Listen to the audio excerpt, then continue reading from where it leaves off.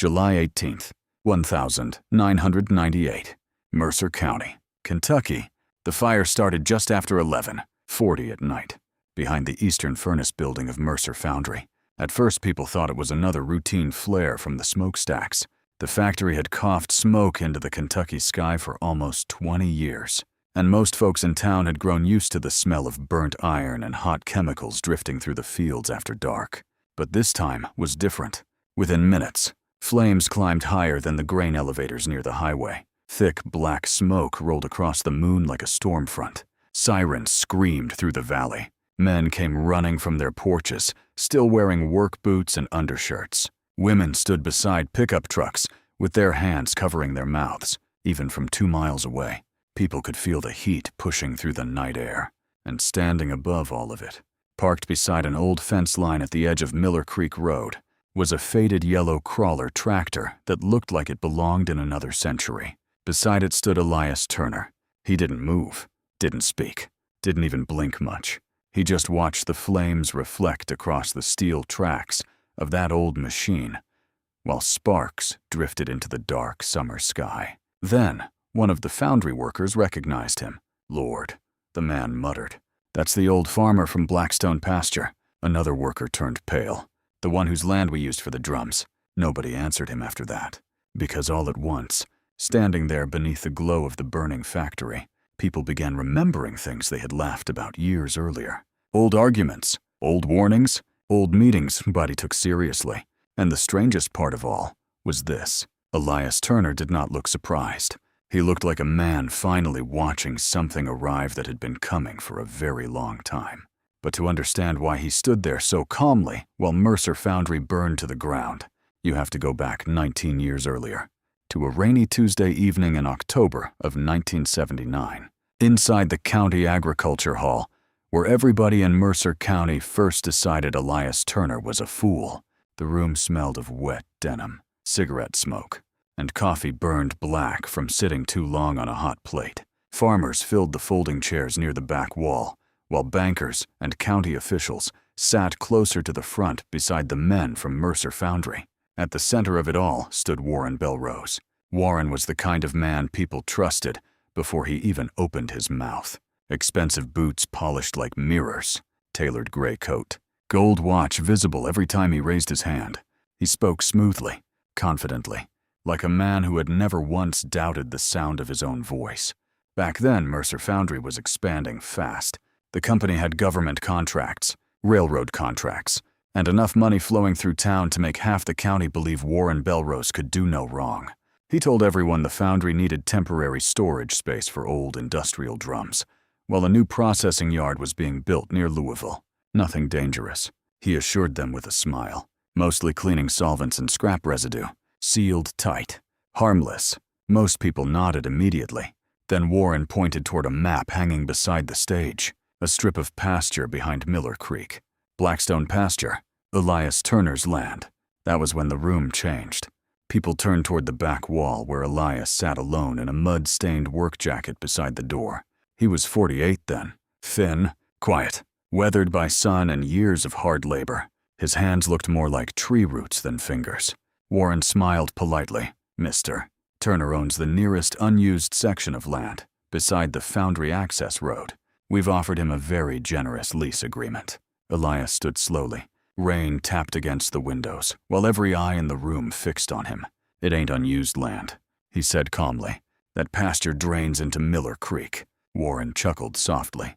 "Our engineers have already inspected the area. The creek still runs there." A few people sighed impatiently. Warren folded his hands. "Mr. Turner, these drums are sealed industrial containers.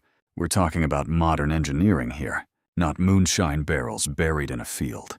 A few men laughed, but Elias did not sit down. "Steel rusts," he said. "Water moves, and ground remembers everything poured into it."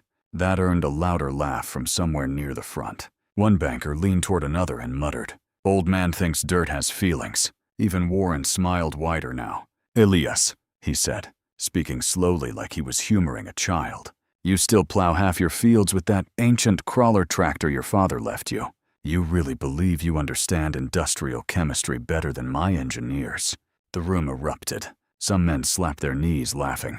One of the younger Foundry workers actually turned around in his chair just to look at Elias with open amusement. But Elias never raised his voice. He simply looked at Warren Belrose for several long seconds before speaking again. "My father taught me something during the flood of '52, he said quietly. "A man can hide mistakes from neighbors. He can hide them from bankers, sometimes even from the law, but he can't hide them from water." Nobody clapped for that.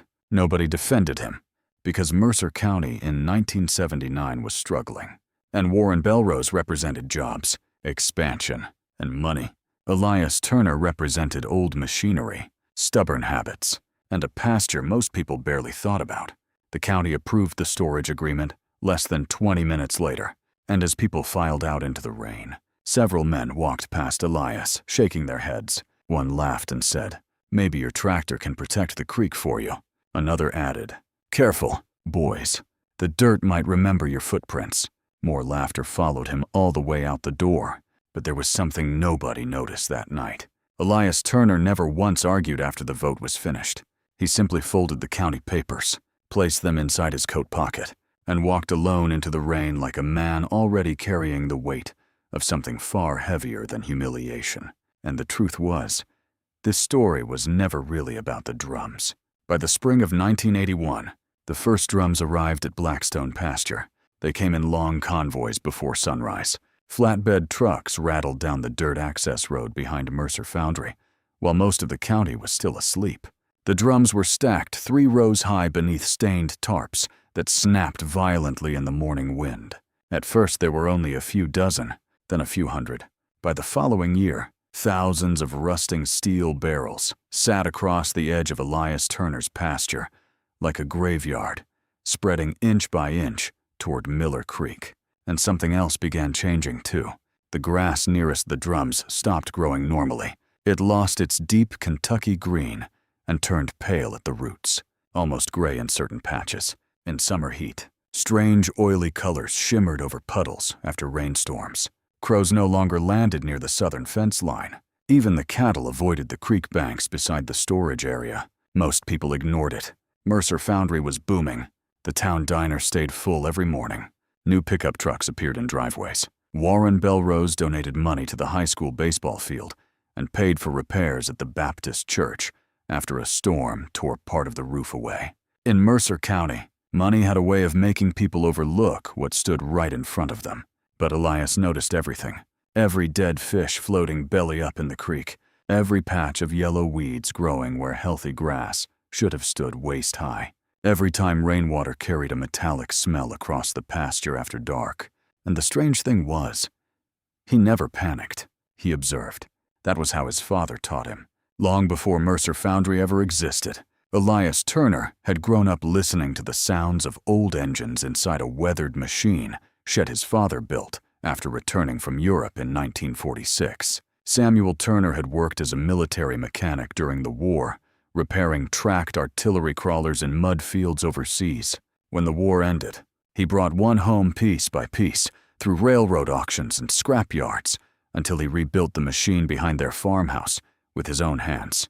That crawler tractor became part of the family, not because it was valuable, because it survived. Samuel Turner used to tell his son something while tightening old steel bolts by lantern light late at night. "New machines work fast," he'd say. "Old machines teach patience. That's why most men give up on them too early." Elias never forgot that.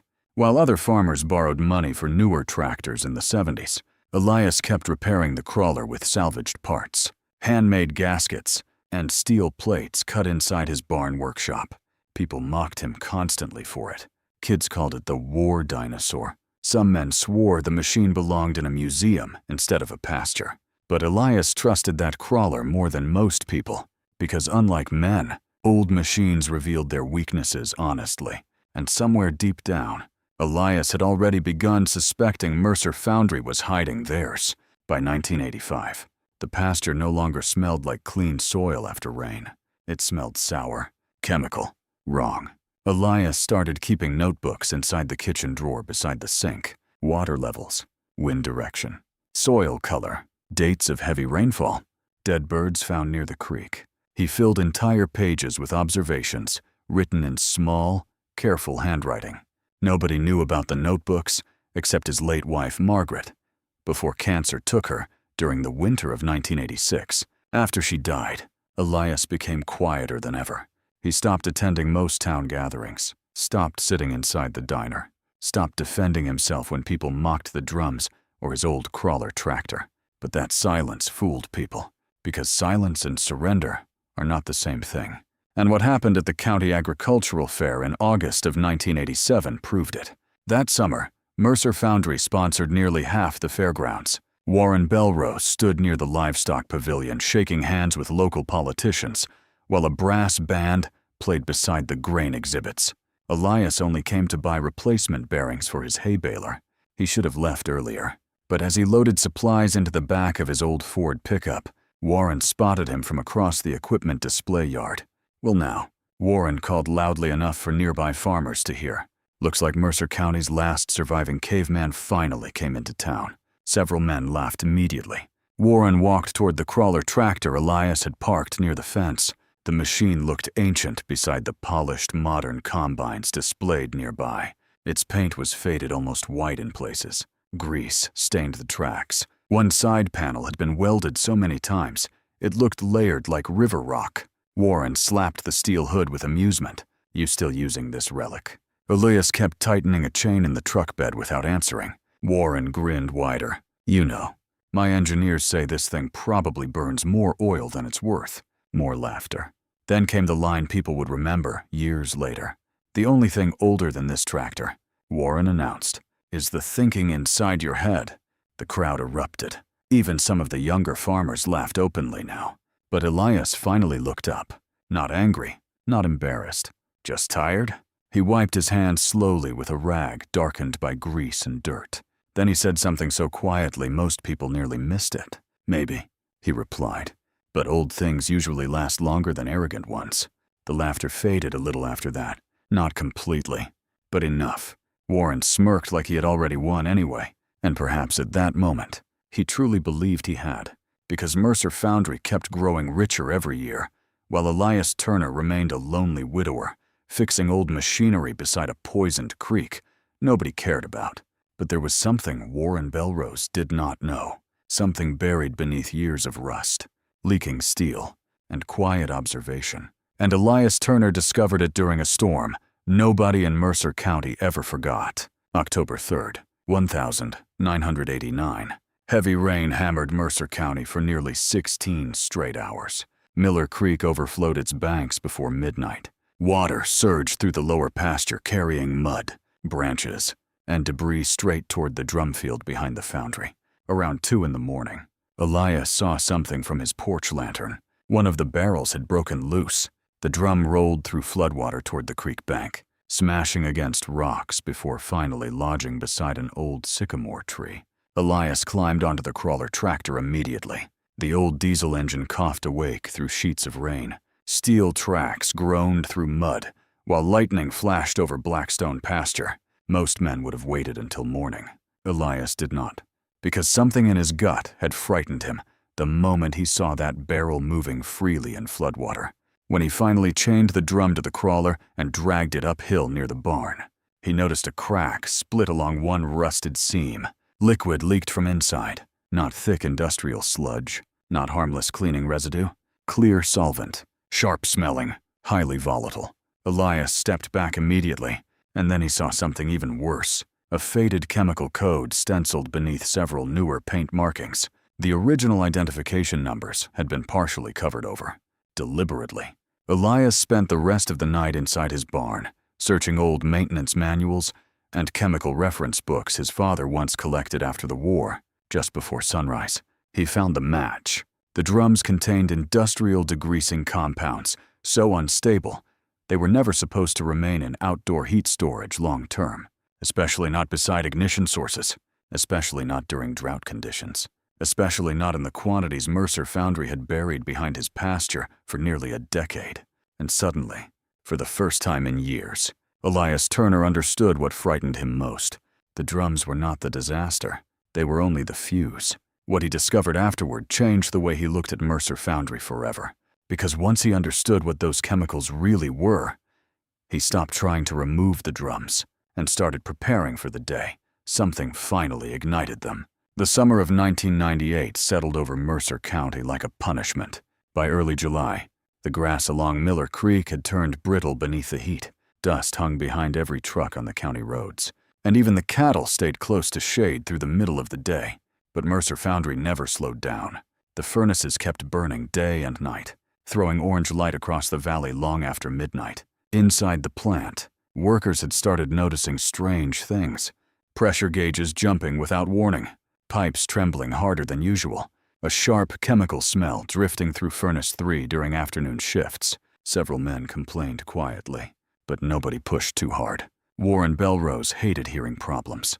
The richer he became, the less patience he had for doubt. One young engineer named Daniel Reeves finally spoke up during a safety meeting. The solvent systems are overheating, he warned. If those old drums outside are leaking vapor, this place could become unstable fast. Warren stared at him across the conference table. Then he laughed.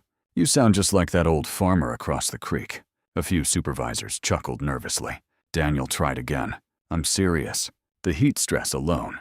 I built this company before you finished high school. Warren snapped. Don't lecture me about machinery. The room fell silent after that. Daniel was fired before sunset, and later that evening, while carrying a cardboard box to his truck, he noticed Elias Turner reopening another irrigation trench near Blackstone Pasture with the old crawler tractor. Daniel walked closer. You really think something bad's coming? He asked. Elias shut off the engine slowly.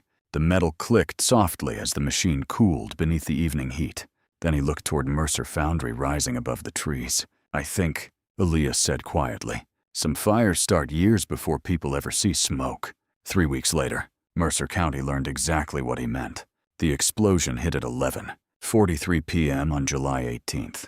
Workers later said the sound shook windows nearly 2 miles away. A pressure line ruptured near Furnace 3, sending flames through the processing corridor. Seconds later, part of the southern solvent wing ignited. Then the entire factory erupted. Fire climbed into the Kentucky sky like a living thing. Thick black smoke rolled across the valley, while burning debris scattered into nearby fields. Sirens screamed from every direction.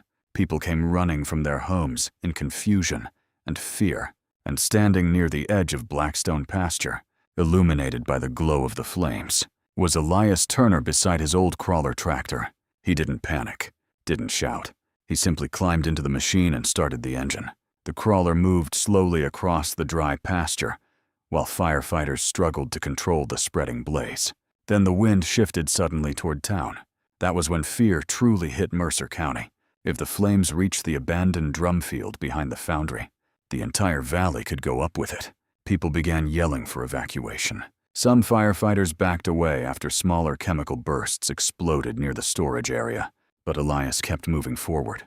The crawler tractor pushed through smoke and heat toward the old irrigation trenches he had spent weeks reopening beneath the pasture.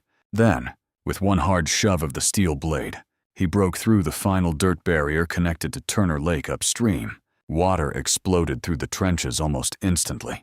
Cold lake water surged across the dry grasslands, flooding the fire's path before it could spread toward homes and barns near Miller Creek Road. Steam rolled upward in massive white clouds.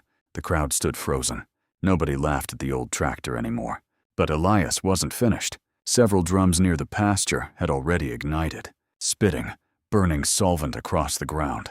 If the flames spread through the entire storage field, the explosions would reach the remaining chemical tanks inside the foundry ruins. So Elias drove directly toward the fire. Heat hammered the crawler's steel frame, while flames reflected across the old machine's scarred metal body. Modern emergency vehicles had already stalled from overheating, but the old diesel engine kept pushing forward steadily through smoke and ash. One by one, Elias used the crawler blade to separate burning drums before the chain reaction could spread. A firefighter standing near the creek later said he would never forget the sight. It looked, the man said, like that old machine had been waiting its whole life for that night. By dawn, Mercer Foundry was gone. The main furnace collapsed into twisted steel and blackened concrete. Smoke drifted over the valley for 2 more days, while investigators searched through the ruins. But Mercer County survived. The homes survived. The church survived, and people slowly realized something that left many of them ashamed. The man they mocked for 19 years had been the only person preparing for disaster the entire time.